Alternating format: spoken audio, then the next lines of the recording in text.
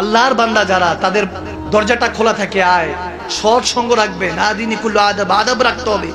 এখনকার যুবকরা টানতে না, বিড়ি টানতে টানতে সামনে দিয়ে জায়গা মুরব্বীদের, সালাম নাই কালাম নাই।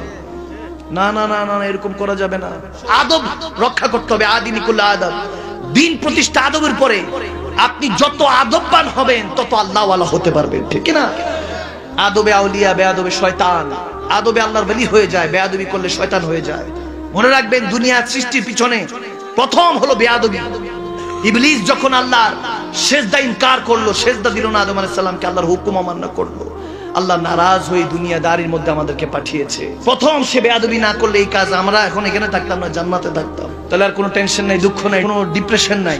আদব চলে যাবে, আপনার যত ইবাদত করেন কোনো কাজে আসবে না। অন্তরের মধ্যে আদব রাখবেন, বড়দেরকে সম্মান করবেন, ছোটদেরকে স্নেহ করবেন। ভাইরা আমার, বাবার আমার, দুনিয়াটা স্বল্প দিনের জন্য, অল্প দুনিয়ার স্বল্প গল্প।